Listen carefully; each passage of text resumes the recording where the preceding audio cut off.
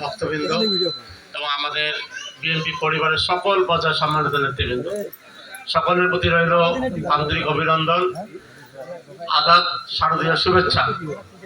আমরা এসেছি আমাদের ভারপ্রাপ্ত চেয়ারম্যান জনাব তারেক রহমান, উনি আমাদেরকে দায়িত্ব দিয়েছেন আপনাদের এই শারদীয় দুর্গা উৎসবে আপনাদের সকলকে উনি ওনার পক্ষ থেকে আপনাদেরকে শারদীয় শুভেচ্ছা জানিয়েছেন। আমরা সেটা পৌঁছার জন্য উপস্থিত হয়েছি। আর আমরা সবসময় আপনাদের পাশে থেকে একসঙ্গে সবাই মিলে একসঙ্গে থাকতে চাই, একসঙ্গে কাজ করতে চাই এবং পরবর্তীতেও আমরা যেন সকলেই মিলে আমাদের নাগরিক যে অধিকার রয়েছে, আমাদের রাষ্ট্র আমাদের সবার, ধর্ম আমাদের যার যার, আমরা সবাই উৎসব মুখর পরিবেশে যেন পালন করতে পারি।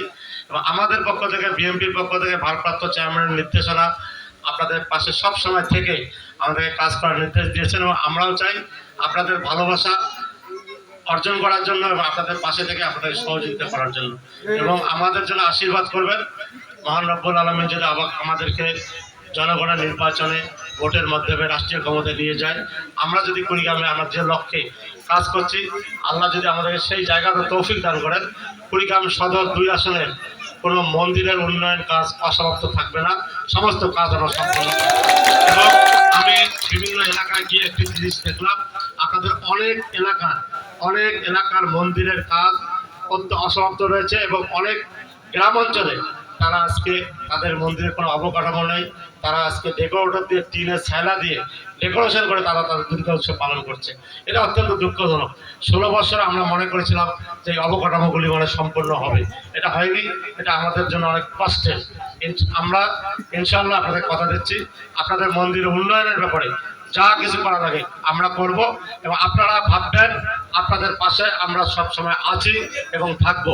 আমাদেরকে শুধু ডাকবেন, কখনো মনে করবেন না আপনারা একা, আমরা আছি আপনাদের সাথে।